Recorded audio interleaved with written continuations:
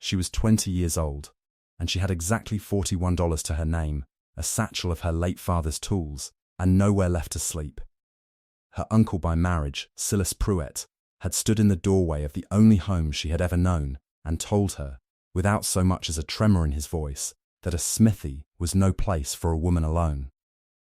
and that the debt her father owed him gave him every right to the house, the forge, and the land beneath it. With her father 8 months in the ground, and her mother gone long before that, there was no one left to argue on her behalf. So she walked into town with what little she had, and at the courthouse steps in Widow's Fork, Colorado, she watched a tired auctioneer sell off a crumbling,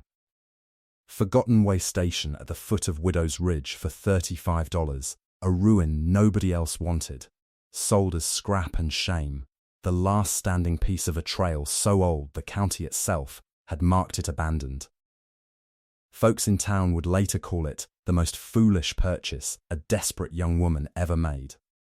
They did not yet know that sealed behind its walls, and beneath the mountain it faced, lay a secret that would clear a dead man's name,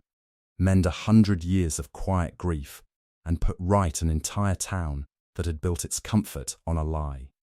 Settle in, and let us tell you the story of Clara Voss. If you are watching this from a town that feels like it has been quietly forgotten, or from a place that people wrote off long ago, tell us where you're watching from in the comments below. And if stories like Clara's mean something to you, we'd be grateful if you'd follow or subscribe to our channel so you never miss the next one. Clara Voss had grown up with the smell of hot iron in her hair and the sound of her father's hammer as steady as a heartbeat. Her father, Micah Voss, had been the blacksmith of Widow's Fork for nearly 30 years, a broad, quiet man who believed, with the same conviction other men reserve for scripture, that nothing was ever truly worthless, only unfinished or unseen. He had built his reputation not on flash or speed, but on the plain fact that when Micah Voss mended a wagon wheel or a busted plough blade, it did not break again. Clara had been at his elbow since she was old enough to hold a file steady, and though the men of the town sometimes laughed to see a girl at the forge, her father never once sent her away from it. A mind that can read metal, he told her once, turning a warped horseshoe over in his blackened hands, can read most anything, if you're patient enough to look twice. Clara took that lesson further than he ever guessed. She learned to read the fine cracks in an axle before they gave way beneath a loaded wagon, to read the wear on a boot heel and tell you which leg a man favoured, to read old surveyors' marks scratched into fence posts and stone when other children saw only scratches. Her mother, Ruth, had died of a fever when Clara was 9, and it was Micah who raised her afterward, teaching her not just his trade, but his temperament, patient, unhurried, unwilling to throw away what could still be mended. It was Micah's younger business partner, his late wife's brother, Silas Pruitt, who came to help run the books when the smithy grew busy, a smooth-talking man with clean hands and a talent for numbers that Micah, trusting to a fault, never thought to question. Clara did not care for her uncle by marriage even then. She noticed how he counted the till twice when he thought no one watched, how his kindness only surfaced when there was an audience for it. But her father waved away her unease as a young girl's suspicion, and so the Pruitt name stayed twined with the Voss name on the smithy's ledger for years. A partnership Clara would later understand had been far less equal than her father ever knew. Through those years, Clara built something of her own reputation too, mending saddles and harness leather for the ranch families out past the ridge, charging fair and honest prices, saving every coin in a tin box beneath her floorboard. She did not know yet that this quiet habit of patience, of looking twice at things others discarded, would one day be the only inheritance that mattered. The winter Clara turned 19. Her father's cough would not leave him, and by spring it had taken him entirely, quick and cruel, the way the mountain fevers sometimes came down off the high passes and settled in a man's chest until there was nothing left to fight with. Clara buried him on a hillside within sight of the forge chimney, and for a handful of weeks she believed, in her grief, that she could keep the smithy running herself. She had the skill, after all, and half the town's trust. But Silas Pruitt produced a ledger she had never seen, showing debts against the smithy stretching back years. Debts he claimed her father had quietly carried and never told her of. Debts that, by the partnership's terms, made the property and its contents his alone the moment Micah Voss was in the ground. Clara did not have the money, nor the standing in a courtroom, to fight a man the town considered respectable, and so within a season of burying her father, she found herself standing in the yard she had grown up in, watching Silas Pruitt's hired men carry her father's anvil out the door as though it were nothing more than scrap iron. He gave her 3 days to be gone from the house. He did not offer her a coin, nor a kindness, only the flat observation that a smithy was no place for a woman alone, delivered in the same tone he might use to comment on the weather. Clara took only what fit in one satchel, her father's smaller tools, a photograph of her mother, and the tin box from beneath the floorboard, $41 saved coin by coin from years of honest leatherwork. She did not weep in front of him. She waited until she was 3 miles down the road, sitting on a fence rail, with the whole grey sky pressing low over the ridge, before she let herself feel the full weight of having nothing and no one at 20 years old in a town that had just watched her lose everything and said not one word in her defense. It was 3 days later, wandering past the courthouse, with nowhere yet to sleep, that Clara heard the auctioneer's voice calling out over a small, indifferent crowd, selling off county forfeited properties for unpaid taxes, working his way down a short list until he reached the very last item, the one everyone in Widow's Fork already knew and had long since stopped seeing.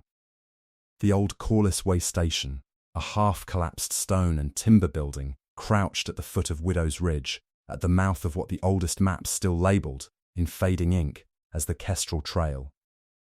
It had stood empty for as long as anyone living could remember, its roof caved in on one corner, its well gone dry, its front door hanging from a single hinge. Children dared each other to run up to its porch and back. The auctioneer did not even bother to describe it kindly, calling it worthless ground with a worthless building on it, good for nothing but the stone a man might salvage from its walls. When no one bid, Clara heard her own voice before she had quite decided to speak, offering $35, nearly the whole of what she had left in the world. The auctioneer blinked at her, and a ripple of quiet laughter went through the small crowd, the kind of laughter people offer a person they've already decided to feel sorry for. Someone murmured that the Voss girl had lost her father, her home, and now her good sense along with it. Clara paid no mind. She had $6 left to her name and a deed to a ruin nobody wanted, and she walked the 2 miles out to Widow's Ridge before dark, carrying her satchel, thinking only that whatever else was true of the place, it had 4 walls and a roof, however broken, and that was more shelter than she'd had the night before. The way station, when she reached it, was worse and better than she had imagined. Worse in its decay, the floor rotted through in patches, a family of swallows nesting in the collapsed corner, the smell of dust and old rain thick in the air, better in the way the stone walls, thick as a man's forearm, had clearly been built to last far longer than the timber roof above them, built with a care that did not match the auctioneer's careless description at all.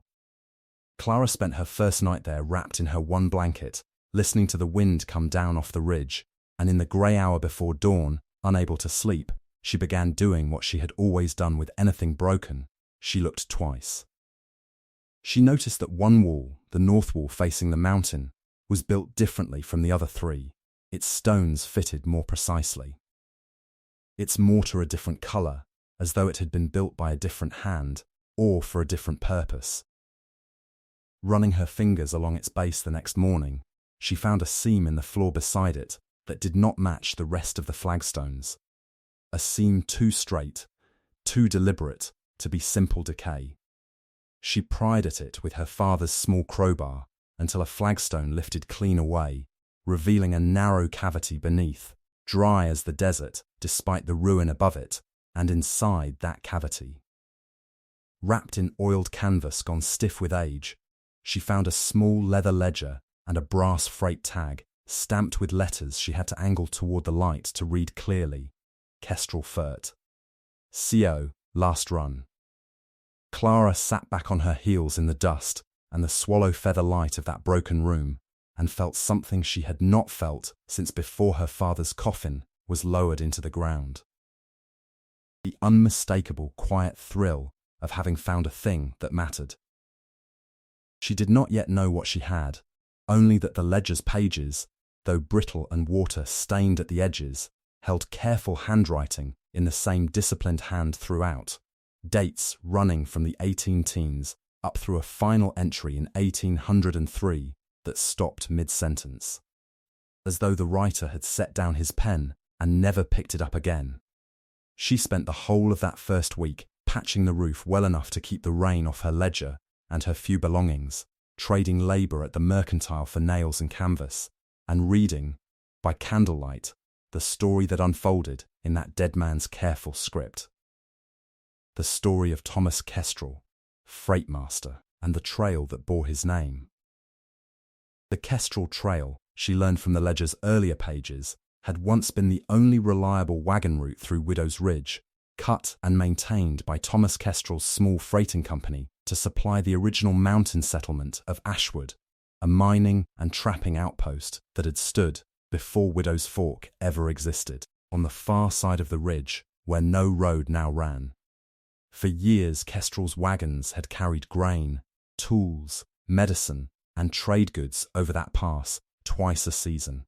and the ledger recorded each run with the same plain diligence Clara recognized from her own father's account books: weights, dates, contents, nothing embellished. But the final entries told a different story. In the autumn of 1803, Kestrel had loaded what the ledger called the district's whole winter provision, a shipment large enough, by his own careful tally, to see the entire settlement of Ashwood through to spring, seed grain, medicine chests, blacksmithing iron, and, notably, a strongbox the ledger referred to only as the district's silver. Likely wages and trade coin meant for the settlement's miners and trappers before the passes closed. The final entry, dated the 9th of November, was shorter than the others, the handwriting hurried. Kestrel wrote that an early violent storm had loosed a rock slide across the trail's narrowest stretch, sealing the pass behind his last wagon before he could bring it through, and that he intended to dig the wagon free by hand rather than abandon the settlement's only winter shipment. The ledger ended there. Nothing further was ever written. And Clara, sitting in the ruin of the way station that had once served as Kestrel's final outpost before the pass, understood with a slow, cold certainty that the man had never come back down the mountain at all, and that everyone in Widow's Fork, founded a generation later by settlers who resettled the valley after Ashwood was abandoned, had grown up believing an entirely different version of what happened to Thomas Kestrel and his final shipment. That different version, Clara soon discovered from the older women at the mercantile, who still remembered their grandmother's stories, held that Kestrel had simply vanished with the district's silver, that he had used the storm as cover to steal the settlement's payroll and disappear west with it, leaving Ashwood to starve and eventually scatter, its survivors founding Widow's Fork on the valley floor rather than risk the mountain again. It was, the old women told her, common knowledge, the kind of story told to children as a lesson about trusting outsiders with your fortune. Kestrel's name in Widow's Fork was a byword for betrayal, and had been for 100 years. But the ledger in Clara's hands, written in the same steady, honest hand across every prior entry, told a man determined to save a shipment rather than abandon it, and Clara, who had spent her whole life reading what other people's stories did not quite explain, could not make those two Thomas Kestrels fit into a single man. She began to search, over the following weeks, for the trail itself, working from old surveyor's marks she found scratched into the boundary stones behind the way station, the same kind of quiet notation her father had taught her to read in fence posts years before. It took her the better part of a month, working alone with a lantern and her father's tools, to trace the trail's last visible stretch up through scrub pine and loose shale to the base of a rockfall so old that young trees had rooted directly in its scree, a slide clearly untouched by human hands since the day it fell. Clara stood before that wall of stone and understood she was looking at the very slide Thomas Kestrel had described in his final entry, and that whatever had happened to him and to the district's last shipment was very likely still sealed behind it, exactly where it had fallen, 100 years undisturbed. It took her nearly 2 more weeks of careful, exhausting work, moving stone by stone during daylight hours, and returning each evening to the way station to nurse her blistered hands, before she opened a gap wide enough to slip a lantern through, and then herself. What she found on the other side stopped her breath entirely. The remains of a heavy freight wagon, its wood dried and silvered with age, but remarkably whole in the dry mountain air,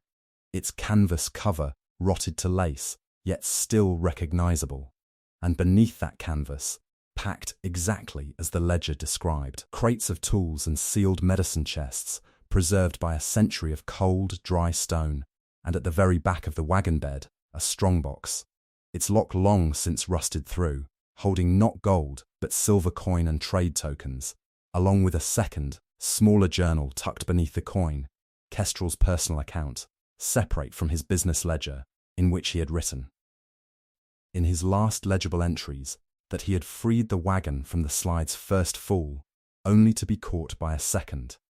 and that he was writing this account so that whoever eventually found it, be it years or lifetimes hence, would know he had died trying to bring the shipment through, and had stolen nothing, and asked only that his name be cleared before God and whatever town yet stood in this valley. Clara sat in that cold stone chamber with the lantern guttering and wept, not for the silver, which meant little to her in that moment, but for a man dead 100 years, who had spent his final hours writing not a will nor a plea for rescue, but a defense of his own honesty to strangers not yet born. Word of Clara's digging on the ridge had not stayed secret long in a town as small as Widow's Fork, and by the time she came down the mountain with Kestrel's second journal wrapped carefully in her coat, she found the town's mayor, Aldous Pruitt, waiting for her at the base of the trail with 2 hired men and an expression of polite, dangerous concern. Aldous, she would soon learn, was Silas Pruitt's own elder brother, and the resemblance ran deeper than their faces, the same smooth manner, the same instinct to smile while taking something from you. Aldous informed her, not unkindly, that whatever lay on Widow's Ridge belonged by county law to the township, since the old Ashwood land grant had been folded into Widow's Fork's founding charter 2 generations before, and that a young woman with no standing and a half-collapsed deed to a worthless way station had no legal claim to anything found upon it. He offered her, with the same smoothness his brother had used to take her father's smithy, a token sum for the strongbox and the journal, framed as generosity, and suggested she would do well to accept it quietly, rather than stir up old stories that did the town no good. Clara understood at once, standing in the road with her blistered hands and her father's satchel, that Aldous Pruitt's concern was not for the town's good name, but for his own family's. For it was old Pruitt stock, she learned from the same mercantile women who had told her Kestrel's supposed crimes, who had first spread the story of his theft. And it was a Pruitt grandfather who had led the resettlement of Widow's Fork on the strength of that story, positioning his family as the ones who had rebuilt what Kestrel supposedly destroyed. If Kestrel had died honest, then the Pruitt family's founding legend, and the respectable name Silas and Aldous both traded on, was built on a 100-year-old lie. And the shipment they were so quick to offer a token sum for was not theirs to buy quietly at all, but belonged, by any honest reading, to the descendants of the settlement it was meant to save. Clara did not sign anything, and did not hand over the journal that day, though Aldous' men made a show of blocking the road until she found the nerve, learned at her father's forge, to walk straight past them without flinching. Over the following weeks, Aldous tightened what pressure a small-town mayor could bring to bear on a woman with no family and no standing. The mercantile suddenly found it inconvenient to extend her credit. A county surveyor arrived to question the validity of her way station deed, and Silas Pruitt himself rode out one evening to remind her, with the same flat cruelty he'd shown her at the smithy door, that the town had no obligation to believe a friendless girl's story over the word of its founding families. But Clara had spent her whole life learning to read what others discarded, and she used that same patience now,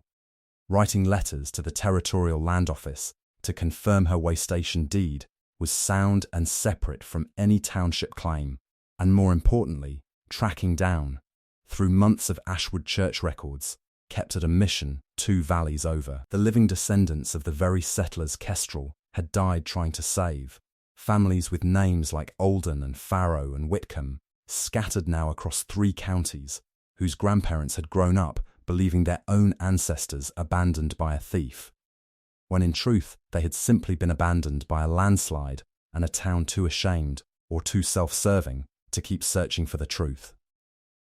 Clara gathered those descendants, along with Kestrel's 2 journals, the freight tag, and the recovered strongbox, and brought them all before the county land commissioner on a bright autumn morning, in a hearing Aldous Pruitt had tried and failed to delay.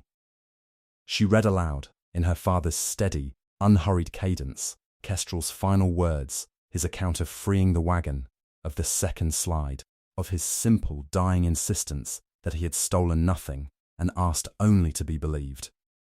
She laid the ledger's careful decades of honest entries beside it, showing a man whose whole recorded life gave no hint of the thief the Pruitt family legend required him to be.